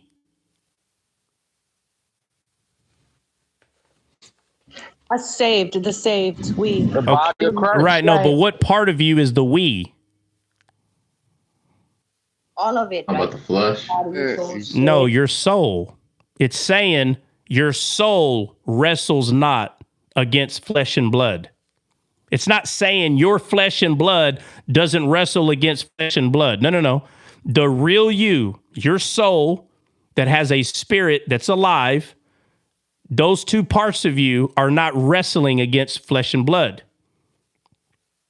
So when someone on TikTok's like, oh man, try this, try that, the battle is not against the person's flesh. So if my flesh is not against their flesh, the soul is battling something else that's going on, which we all know, yes, the flesh hinders, okay? The flesh hinders what can be seen, but that's because there's a spiritual battle taking place with this topic, whatever the person is. Now, if you're referring to someone who's not saved, well, then you know exactly what it is that, you know, their dead spirit is not trying to hear anything you got to say, period. But what I'm saying is even when someone is saved and they have the Spirit of God dwelling on the inside of them, the person is not your battle. You're not battling this person. The spirit inside of you is just trying to get some truth to this person so they can grow. It's a never-ending battle, right? So if you become enemies with them, right? If you say to yourself, hold on. Yeah, but if you say to yourself, hey, you know what? This person gets on my nerves. You know, I don't want anything to do with them. If you do that to one person, you'll do it to another one and another one and another one. Now, how in the world can God use you when your flesh keeps telling you, I don't like this person. I don't like that person. Oh, they hurt my feelings one time. Oh, I don't like this. How in the world can God use you now? See, you don't see yourself as a...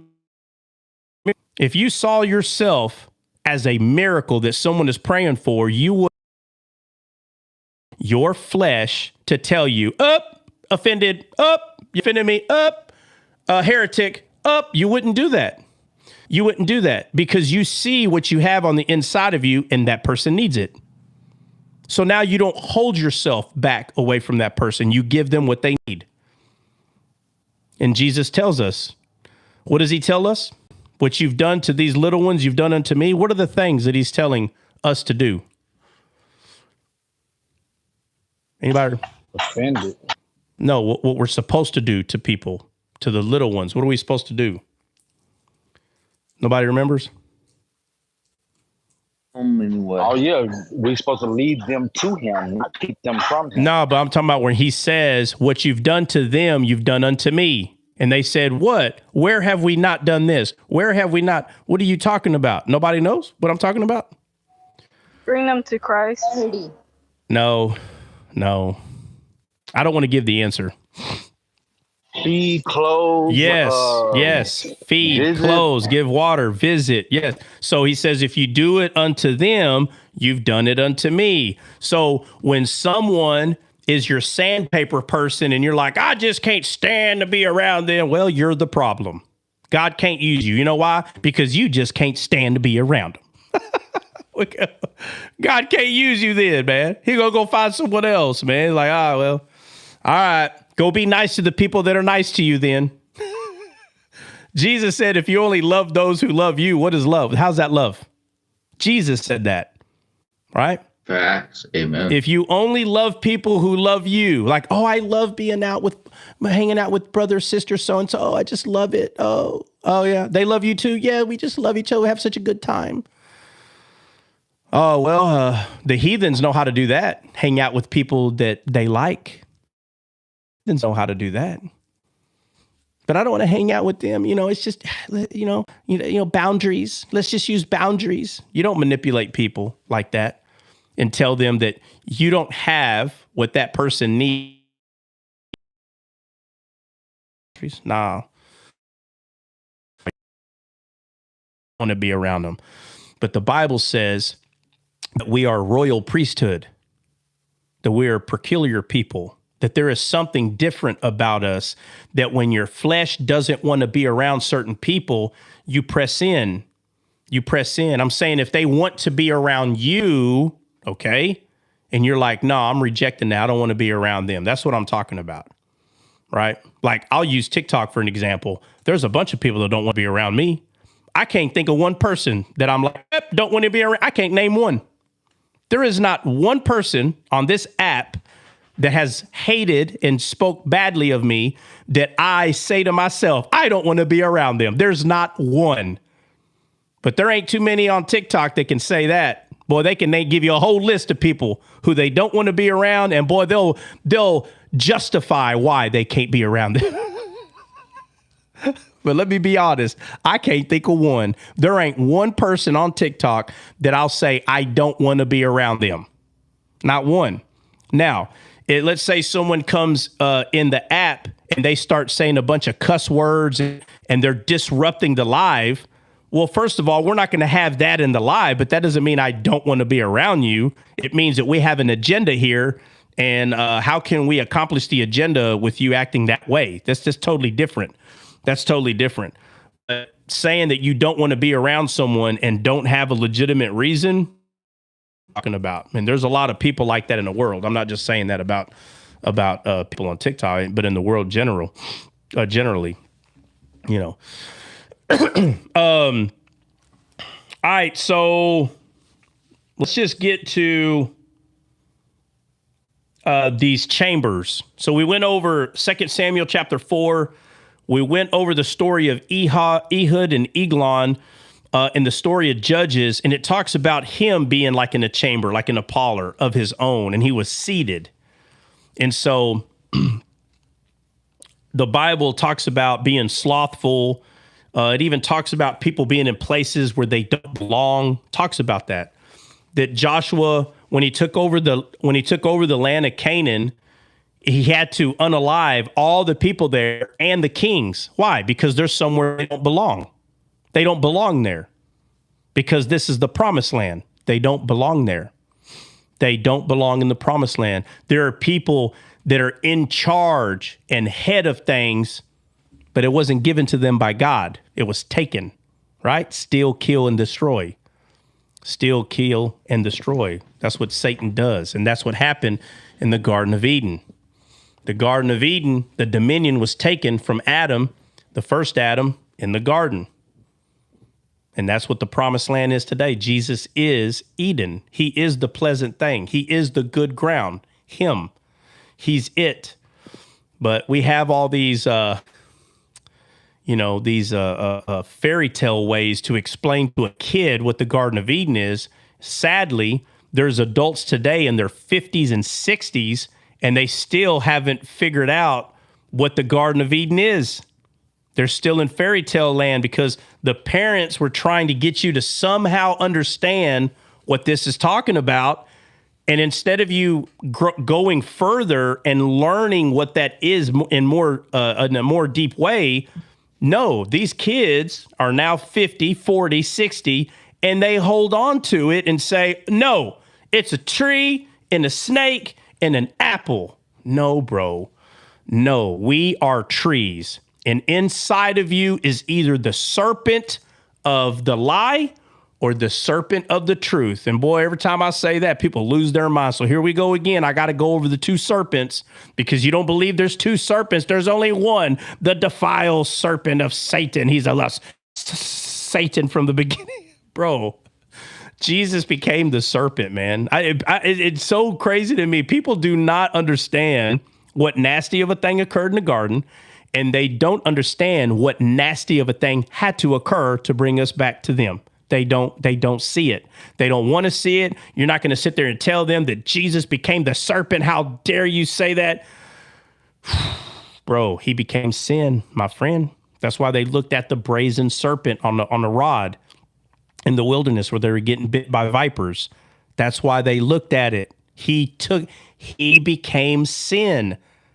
Don't you understand? I don't understand this. I don't understand this. Stop lying to yourself. Stop telling people you're so familiar with Scripture and you're lying. You're not familiar with Scripture. You're familiar with the fairy tale that you were told when you were 4 years old, and you've held on to it since. You ain't grown since, and you're going away. You're going around and telling everybody that trot is wrong. That's a lie, brother or sister. You are lying. You are. I'm sorry. You are not telling the truth. I think you're telling the truth, but you're not. Are you saved? I believe you are saved. I believe that you're very immature and you're very, you're just in an immature state. And you need to gird your loins like a man and start seeing truth, a deeper truth. Don't hate me. But I'm telling you, if you think you're going to go study the Bible for 2 hours to prove me wrong, we're going to go over we're going to have to go over this again. 2 hours is not going to do it. Try 50. Go study this for 50 hours and then come back to me. And I promise you, I give you my word. You're either going to apologize to my face or you're just going to disconnect from TikTok like many have already. There's too many. I don't know where they went. I guarantee you they're going to be back on TikTok in 10 years. And then they're going to be like, oh, no, I knew that the whole time. Pride. No, you didn't. No, you didn't. No, you didn't. You hopped on the hate train with everybody else and finally went and did your research. And you're like, oh, crud. Put my foot in my mouth. Yeah, bro. You sure did. I'm not mad at you, but I'm sitting there telling you that's why the Bible says to be slow to speak. Too many of you too quick to speak. Oh, the Garden of Eden's heaven. What? Blasphemy. Oh, there you go. Well, there's another one. There he is right there. All right. I'll see you in about 2 years. But it's like, well, how can Satan be the serpent and the tree? There's two right there. Like, okay, do you understand spirit, soul, and body? Oh, well, that's not what that's talking about. I throw one thing after another and they ain't got no answers. No offense. I'm telling you, it's nothing personal. I'm sitting there trying to tell you, I'm not mad at you. It's nothing personal. It's not about that. And you get clever and you bring up a verse you think I ain't read. And I'm like, bro, that verse ain't even talking about that. That verse you just gave me ain't even talking about that. But Jesus he became the serpent. That's what he became. He became the serpent. There's two serpents. Why do you think Moses' rod turned into a serpent? Right? Pharaohs had magicians. They threw the rods down, which was the authority of Satan, because rods represent Satan. Okay, back to the topic. Quit talking about the ignorance of others. Well, okay, you're right, but that's not the focus, Benjamin. I'm not trying to talk about the ignorance of others. That's not really the point. The point is that I'm purposely going over why people can't see. They can't see it is because of the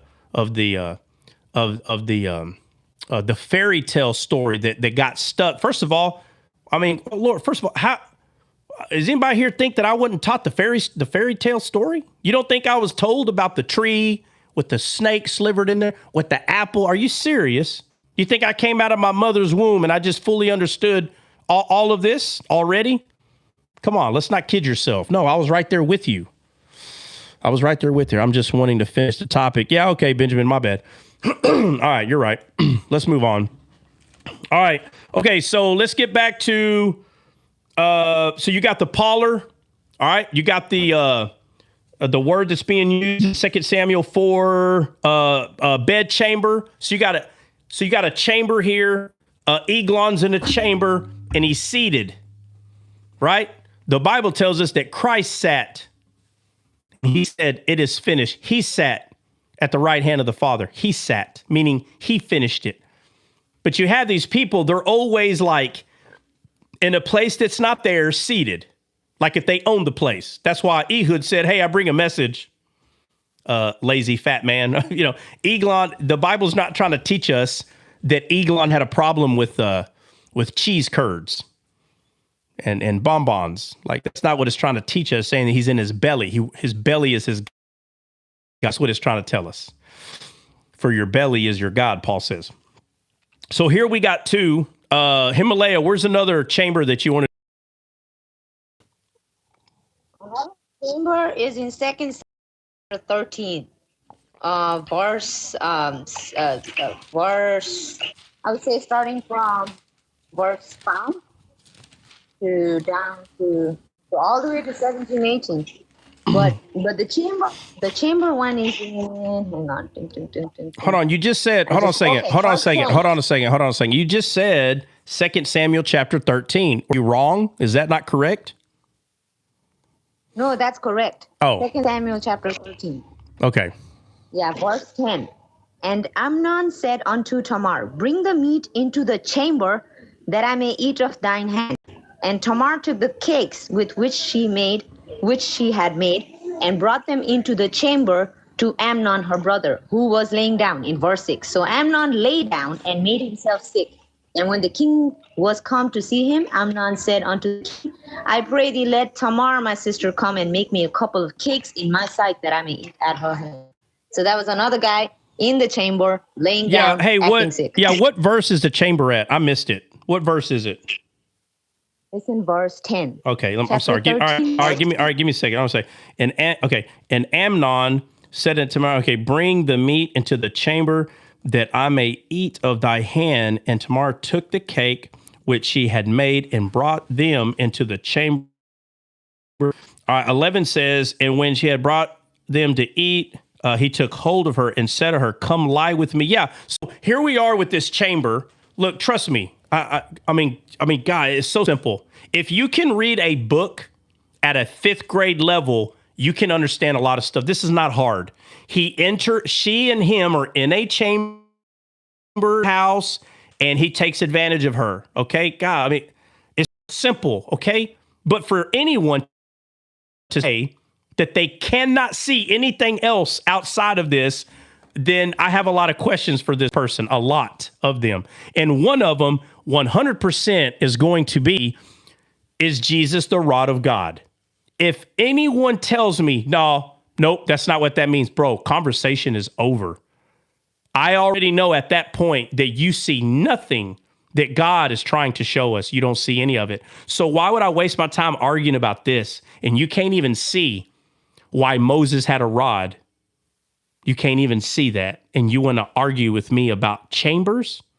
You wouldn't understand chambers if I explained it in full detail. You can't see. The rod is, to me, one of the easiest things to see, because it's there doing everything. You don't understand why David said, for thy rod and thy staff comfort me. You don't understand. But yet you read the scripture and you cry and say, thy rod and thy staff. What's a rod and a staff? But you cry and read the scripture, thy rod. This is what Jesus is talking about. You read scripture seeking life, but they contest of me. You don't see it contested of Christ. You just seeking life. Every day seeking life, crying and about this world. Sad world, me seek life. Sad world, then you don't have life? That's the problem then? Saba says, we do understand. Saba, when I say you don't understand, I'm not talking to people who do. I'm talking to people who don't. Not people who do, right? When Jesus asked the disciples, because they asked him, hey, we don't understand this. And he's like, you don't understand this? Well, then how then shall you know all other parables? When they were telling about the parable of the sower, they said, we don't understand what you're saying. But he expected them to. Well, it's no different. Nothing has changed. I always expect people who have the Spirit of God in them to understand. So if I say, why don't you understand? I'm not talking to people who understand. I'm talking to people who don't. You have to remember, there are people that are going to watch. All these videos are recorded. There are going to be people who don't understand that are going to watch these videos. And I need to ask, how do you not understand this? Okay. I always see Saba's like, I do understand. Saba, I'm not talking to you then, Saba. Lord have. All right. I'm telling you, Saba comes here and she thinks she's the only one here. There ain't nobody else here. It's just her. She's like, stop saying I don't understand. I understand. Like, Saba, you're not the only one in here. All right, so let's see. I'm sorry, where was I at? The chamber and what's going on. Yeah, no, but where is it? Let's see, 11. All right. So real quick, he said him, nay, my brother, do not thou this folly. She makes it very clear. Hey, come on, bruh. Stop acting like an animal. Watch this. Why are you not being soberly minded? Why are you intoxicated by the flesh? Look what she says to him. She says over and over, like telling her, hey, it's not a good thing. We don't do this in Israel. Don't do this folly thing. Over and over. She's like giving him like several ways to decipher why he's not supposed to be doing this. The Bible even tells us that a man that commits adultery against his wife is like a horse, saying like an animal. Yes. Meaning they only have instinct. See, a horse or a dog, they're not having an intimate relationship whenever they get with a horse or a dog, bro. They're not sitting there doing the hanky-panky and sitting there thinking about roses and rainbows with their loved one. That is not what happens. They are having relations in that way based on instinct so they can continue the population. They're not like humans. We will have an intimate relationship with the person that we're with. That doesn't mean we can be like dolphins and horses. No. I've seen people act like dolphins and horses. Okay. And they come back with a tattoo on their forehead or on their hand or on their butt or wherever a week later. And the person's not even the same. You know why? Because they were intoxicated by their flesh. And then they got to go get the tattoo removed. And then they got to go get a STD test. And then they got to, I've seen it. I've seen all of it. And when we're only moved on instinct, when that's the only thing that moves us, how do you think you're going to read the Bible? Huh? How do you think you're going to read the Bible? Like a horse, like an animal, not soberly minded. It's so funny to me that people live their lives like a complete animal. I'm not talking about perfect. You put anyone in front of me, I can make them look like a beauty queen. What I'm saying is, the way that we lived our life based on instinct, how I feel, you cannot read the Bible like that. The Bible is not an Asian soap opera, okay? The Bible is not a Hispanic soap opera. You're not going to go in there and get all in your feelings because you've seen so-and-so being with so-and-so and you're all emotionally involved into the Bible. Sounds good, but your carnally minded you is the part that is trying to understand the Bible. You are not going to understand the Bible with your soap opera eyes. It's not going to happen, ever. But you'll understand it with your heart if you calm down and tell your man, slow down. What's that? Willie said, Telemundo alone. I'm just saying, bro.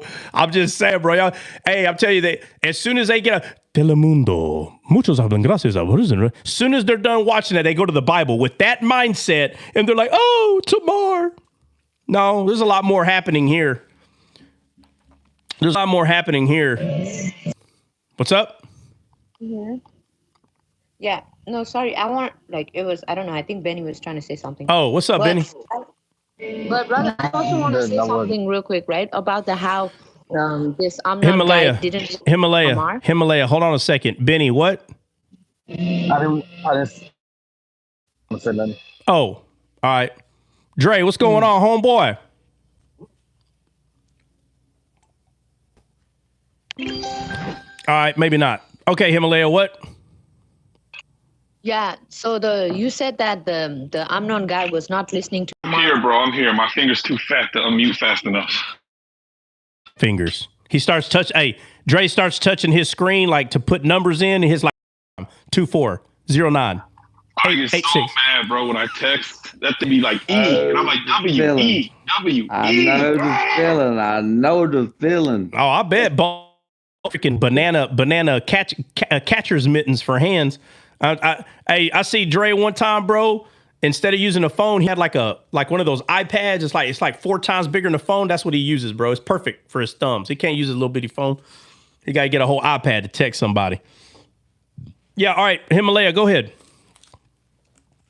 Oh, yeah. So earlier you were saying that the Amnon guy was not listening to his sister, even though she was repeating over and over again. Yeah. Right. And then I saw that it says twice, like in verse 14 and in verse 16, twice but he would not listen to her. Right. But before this story started, he did listen to the other guy, though. What's his name? Jonadab. And it says that in verse 3 that Jonadab was a very subtle man. And in my ESV, it says crafty. So, yeah, that one too was super cool. So I guess like he chose who to listen to. Yeah, right. So you see a lot of similarities there, that he gets told more than once not to do something, but he listens to a very subtle or crafty man. But you see, God tells Cain, hey, sin lieth at the door. And this is what she's telling him. She don't have to say the words, man. It's so funny to me. People read this and they're like, nope, it didn't say sin lieth at the door. It didn't say that. Bro, it doesn't have to say it. She's telling him what you're doing is wrong. How can you not tell she's saying this is a sin? We don't do this in Israel. We don't do this. But he's doing it anyway in the chamber. In the chamber. Chamber is always considered the secret place in the Bible. This is where sin happens. It happens in the secret place, meaning first the seed is planted, then it's watered, and eventually comes the harvest of that. Paul described this to us a few times. So Adam and Eve, or I'm saying Eve, before the sin that occurred, the first thing that happened is she took the fruit, which is the words, and she started playing with them in her head. This is how sin is conceived. It starts in the imagination. It's all about the imagination. So Cain is already imagining doing something to Abel. God knows it. He said, hey, sin lieth at the door. I see your thoughts. I see what you're contemplating. So what is she telling him? Hey, whoa. He's already thought this through. It's already went through his mind. It's all imagination. That's why the flood happened. It says their imagination was evil continuously. Their imagination. Verse 2 says exactly that. It says, and Amnon was so vexed that he fell sick for his sister Tamar. Yeah. For she was a virgin, and Amnon thought it hard for him to do anything to her. Mm-hmm. So he was vexed until he fell sick. Yeah. So what does that mean? What is that saying? like he premeditated this whole sin. Like Of course he did. Marinated. Of course he did. Yeah. Of course. Sin is not conceived unless you start imagining it first. So that's what you call a hangover. He was intoxicated. Yeah, he's just like a horse. He was super intoxicated. He was just like a horse, man. That's what the Bible says. You commit adultery against your wife, you're an animal. You're not being soberly minded. You're not thinking clearly. Because in order to do something like that, there is no way you're thinking clearly, bro. You are just like an animal based on instinct. Based on instinct. Yes, amen, bro. And then it says in verse 15, right after he done it. So before he's done it, he's like crazy about it, obsessed about it. He really, really wants to do it, right?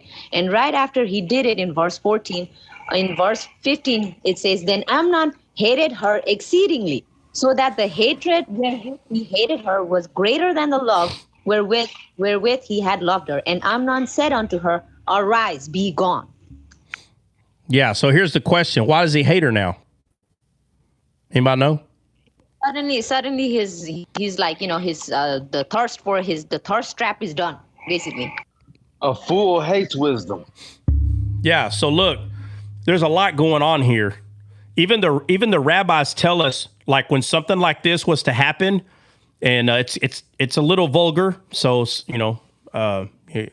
just hear me out. You can go look this up yourself. You'll see there may not be a whole lot of it, but it's there. So all of us are adults, and if you're not an adult, I don't even know why you're in here. Swipe out. But most of us are.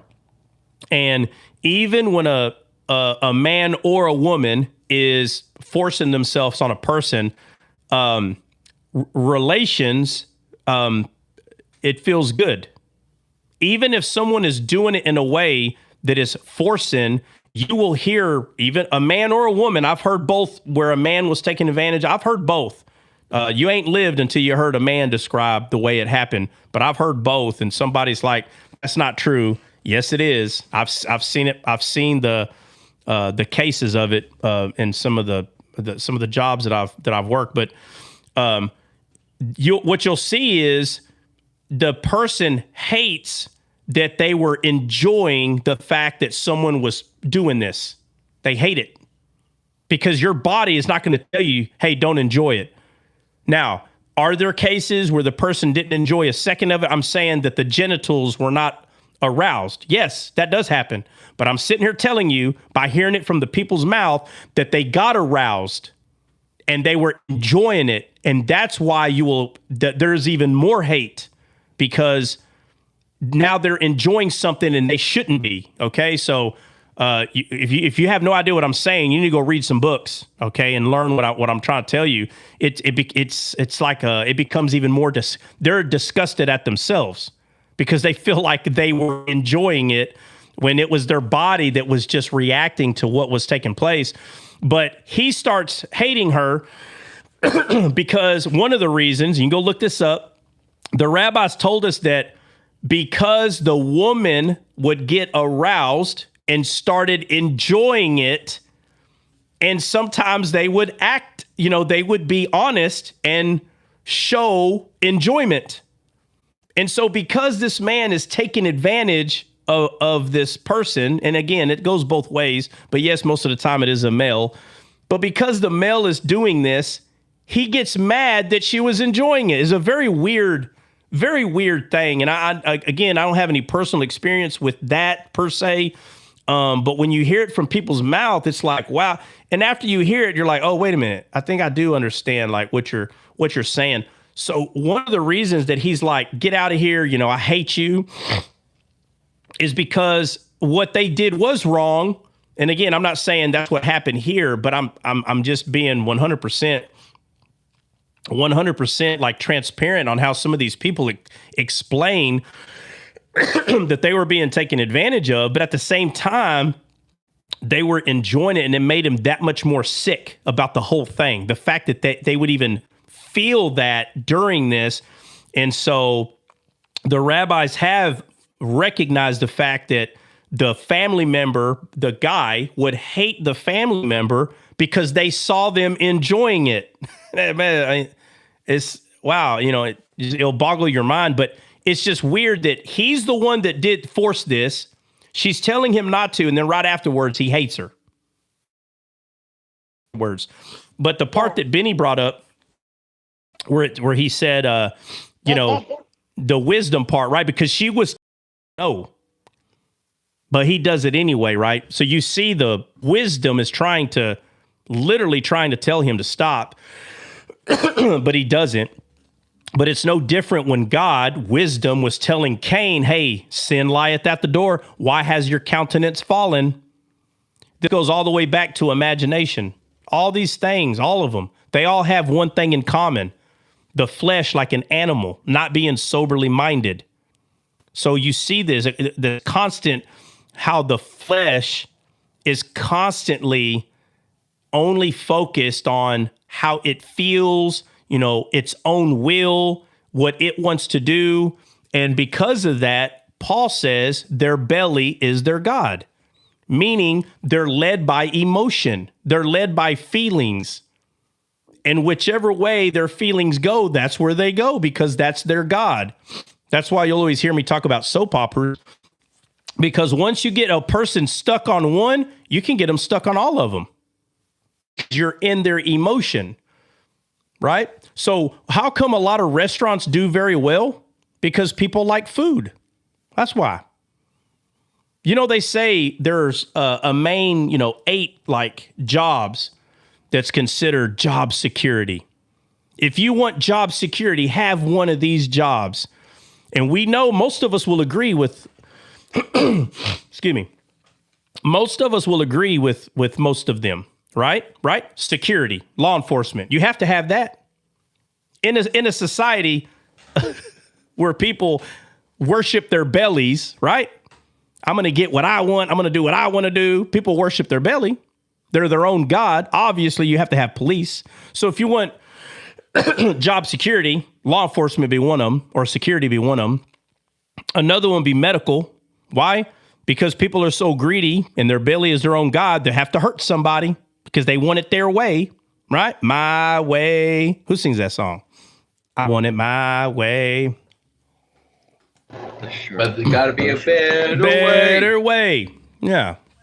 I want to be a baller by Little Troy. Yeah, that's who it is. I want to be a baller, right? But I'm just saying, everybody understands my way, right? That one song I brought up a couple weeks ago. Every time I hear it, I'll bust out laughing. But he's like, I want to talk about me. I want to talk about I want to talk about...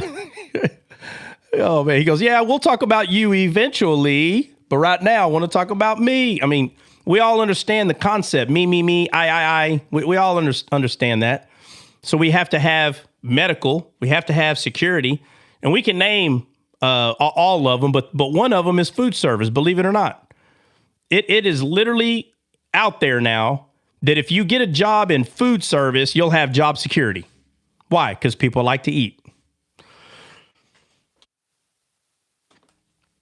People like to eat. So here in 2 Samuel 13, where you have this chamber where in the story, it's a man taking advantage of a family member that's taking place in this chamber. We see this intimacy taking place in the chamber. We see an intimacy. Now, when you go further down, it says,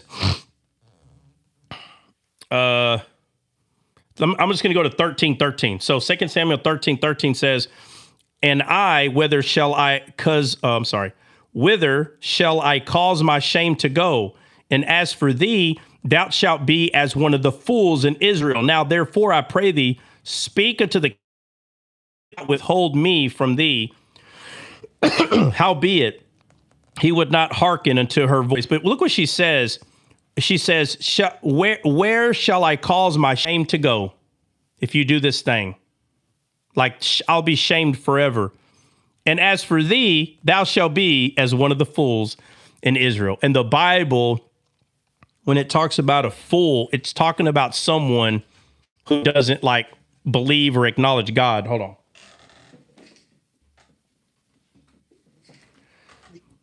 who doesn't believe or acknowledge God. It says, howbeit he would not hearken unto her voice, but being stronger than she, forced, laid with her. Ammon hated her exceedingly. Excuse me. Hold on. Yeah, brother. And in verse, it says, when she had brought them unto him to eat, he took her and said unto her, come lie with me. So just like you said, did not acknowledge what was supposed to be eaten. Because she brings like bread. Yeah, look what she brought. Where's it at that talks about what she brought? Verse 8. This is so cool too. So Tamar went to her brother Amnon's house, and he was laid down, and she took flour and kneaded it and made cakes in his sight, and did bake the cakes, just like Ehud took the sword. Yeah, okay. Yeah, but the sword, remember, Ehud says to unto thee. That's what he says. So here, notice what she has. It says that she took flour and kneaded it, made cakes.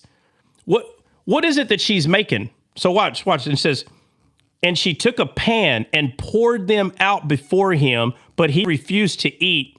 And Ammon said, have out all men from me. And they went out, every one of them. So instead of what she brought for him to eat, which is the bread of life, if you're still not picking up on this, she's bringing something to feed him. And instead of him eating what she brought, he ate of his flesh instead of eating what she brought. He ate from his own belly. He became his own God. He had a will of his own. Instead of allowing wisdom to feed him the bread of life, he ate from his own flesh. Jesus said, if you don't eat from my flesh, you will never have everlasting life. And the Bible tells us what a fool is. A fool says in his heart, there is no God. So he was acting out in the flesh, 100%. And it's not a coincidence. It's all happening in the chamber. The chamber is referring to a secret place that is supposed to be between you and God. But in this secret place, you can have your own will. Have your own will. It is a free will. It is. You have a choice. But this is what you see taking place. This is what's happening here spiritually. So, brother, in that same scripture you read, and from me, and they went out every man from him, right? And in Judges 3, in the story of Ehud and Eglon, the same thing happens. The guards go out. You know, he puts his hand out, and all the guards go out. Yeah. And then again in Ishbosheth story 2, it says those two guys went in like as if they were gonna get wheat. And then, but at that time, so obviously nobody was there. The guards were out. You know, and I researched some notes, and it said that the lady who was cleaning the wheat or whatever in the chamber in Ishbosheth's story, she had fallen weary and fallen asleep. Yeah. So the guards are out in all three stories. All right. So how do we make sense of this, right? Why is it that easily try to go against what I'm saying here? Does anybody know why? With the way I'm explaining this, why is it hard for someone to see what I'm just now explained? Does anybody know why? Because they just don't want you to be right. Well, number one, that is it. But let me show you what it is that they're not doing. Somebody show me. I'm not going to give the answer. Somebody show me where Jesus, house or a room, and before he conducts a miracle, he tells everybody to get out.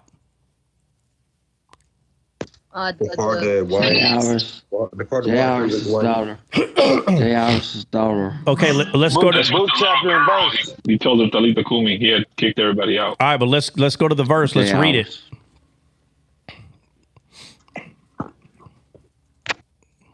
Because it happens more than once, but just give me one.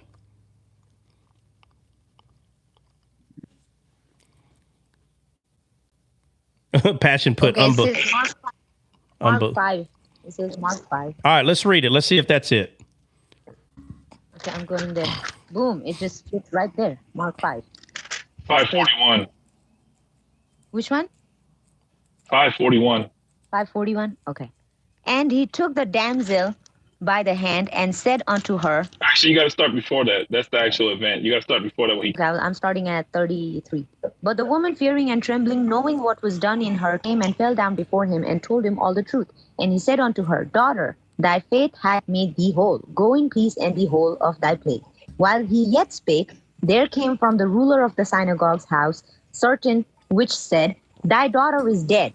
Why troublest thou the master any further? As soon as Jesus heard the word that was spoken, he said unto the ruler of the synagogue, Be not afraid, only believe. And he suffered no man to follow him, save Peter and James and John, the brother of James. And he cometh to the house of the ruler of the synagogue, and seeth the tumult, and them that wept and wailed greatly. And when he was come in, he said unto them, Why make ye this ado and weep? And damsel is not dead, but sleepeth. And they laughed him to scorn. But when he had put them all out, he taketh the father and the mother of the damsel, and them that were with him, and entereth in where the damsel was lying. All right. And he took the damsel. All right, go back to what Jesus said. What did he say? And then they laughed. What did he say? He's only asleep. Why make ye this ado and weep? And damsel is not dead, but sleepeth. Okay, so Jesus said she's not dead, she's asleep. And what did everybody do? Laugh. They laughed. So why did he tell them to leave? Because they laughed. Because they didn't believe it. All right. I'm trying to show you how the whole Bible, I'm trying to prove how Jesus is the author of the entire Bible. And this is why people do not understand 95% of the things that come out of my mouth, because they're liars and they're not as familiar with scripture as they claim. When the three visitors came to Abraham and they said, Where is thy wife, Sarah? And he said, She's in the tent. That's the chamber. You understand? Mm-hmm. The tent, the chamber. And he says, Oh, well, make sure to tell her she's going to have a son this time next year. What did she do? Laugh. She laughed. She laughed.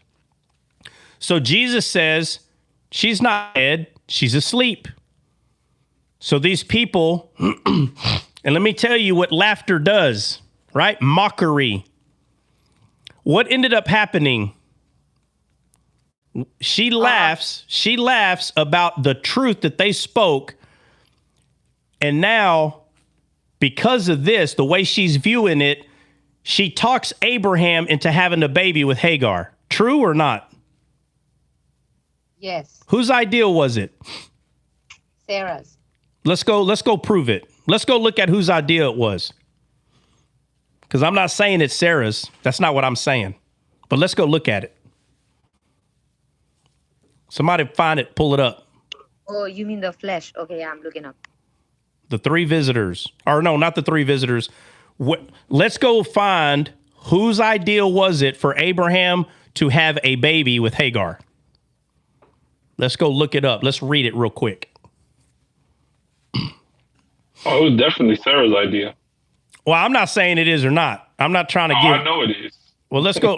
I'm just saying there's probably going to be someone in here that don't know. So let's go confirm it. Let's go look at it. Okay, Genesis 16.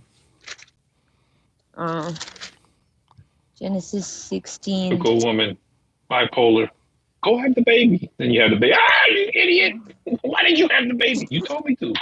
He would have been idiot whether he did it or not, bro. Yep. Now Abraham's wife, Sarah's wife, bare him no children. And she had an handmaid, an Egyptian, whose name was Hagar. And Sarai said unto Abraham, Behold now, the Lord hath restrained me from bearing. I pray thee, go in unto my maid. It may be that I may obtain children by her. And Abraham hearkened to the voice of Sarah. And Sarah and Abraham. All right, here's my question.